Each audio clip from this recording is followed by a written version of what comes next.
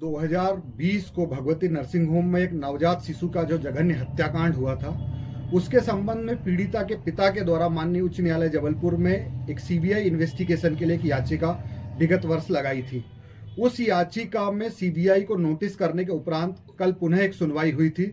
उक्त सुनवाई में कल माननीय उच्च न्यायालय के समक्ष माननीय उच्च न्यायालय के न्यायमूर्ति द्वारा गहरी चिंता व्यक्त करते हुए एसपी हरदा को इस केस में संबंधित डॉक्टर, संबंधित अस्पताल एवं डॉक्टर मनीष शर्मा को आरोपी क्यों नहीं बनाया गया, इस संबंध में पुलिस अधीक्षक हरदा को हलफनामा देने के लिए कहा है। साथ ही एक मेडिकल बोर्ड का गठन हुआ था 22/5/2020, जिसके आधार पर पुलिस के द्वारा डॉक्टर मनीष शर्मा को आरोपी नहीं बनाया गया था। उस मेडिकल बोर्ड के member doctor Shirish Raghuvanshi, doctor Rajesh Sisodia एवं डॉक्टर गोविंद कुशवाहा थे। उनको भी माननीय उच्च न्यायालय ने नोटिस जारी कर पार्टी बनाने का आदेश कल की सुनवाई में दिया गया है। इसके साथ ही कोर्ट के द्वारा पुलिस की कार्रवाई पर गहरी चिंता व्यक्त करते हुए उससे संतुष्ट नहीं होने संबंधी कथन कहे हैं और सीबीआई के काउंसिल को इस केस में जो है एमिकस क्यूरी नियुक्त किया गया है।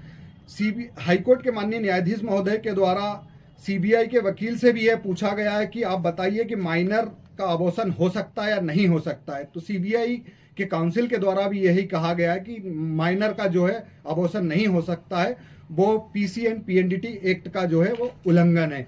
साथ ही माननीय न्यायाधीश महोदय के द्वारा एसपी हरदा को अपने हलफनामे पर जवाब देने के लिए कहा है एवं सीएचएमओ हरदा को भी हलफनामे पर जवाब देने के लिए कहा है कि आप बताएं इसमें पीसी एंड पीएनडीटी एक्ट का उल्लंघन क्यों नहीं है, तथा साथ ही संबंधित डॉक्टर, संबंधित हॉस्पिटल भगवती नर्सिंग होम और डॉक्टर मनीष शर्मा को आरोपी क्यों नहीं बनाया गया।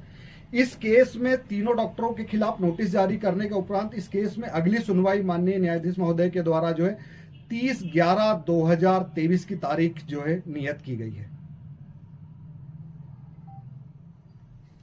भी हरदा न्यायालय में मेरे द्वारा की गई थी एवं माननीय उच्च न्यायालय के समक्ष श्री अंकित सक्सेना जी के द्वारा की गई थी। इस प्रकरण में अभी तक कौन कौन आरोपी हैं?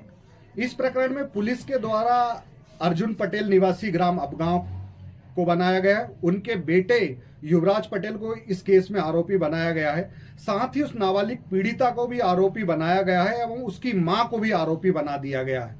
हमारा आरोप शुरू से यही रहा है कि पीड़िता एवं उसकी मां को इस केस में इसलिए आरोपी बनाया गया है ताकि वह माननीय न्यायालय के समक्ष अपनी बात न रख सके और संबंधित डॉक्टरों को जो है बचाया जा सके। अब इस केस में कौन कौन आपके पक्षकार के द्वारा आरोपी बनना चाहिए? हमारा इस केस में शुरू से कहना है कि इस केस में जो है एक षड्यंत्र रचकर हत्या एवं अबॉर्शन तथा बलात्कार को छुपाने के लिए यह सारा षड्यंत्र रचा गया है और इस केस में प्रमुखतः है doctor Manish Sharma, Bhagwati nursing home एवं अन्य डॉक्टर इसमें शामिल है और नर्सिंग स्टाफ शामिल है, जिनको बचाने के लिए पुलिस के द्वारा ये षड्यंत्र रचा गया और इस प्रकार की एक झूठी कहानी रचते हुए इसमें निर्दोष व्यक्तियों को फंसाया गया है और दोषी डॉक्टरों को बचाया गया है।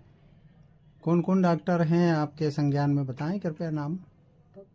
इस केस में प्रथम दृष्टया डॉक्टर मनीष शर्मा, जिन्होंने पहली बार उस पीड़िता का देखा था। इसके बाद में भगवती नर्सिंग होम, क्योंकि भगवती नर्सिंग होम में तो मैटरनिटी वार्ड ही नहीं है, प्रसूता वार्ड नहीं है, साथ में प्रसूता का इलाज करने के संबंध में कोई डॉक्टर नहीं है।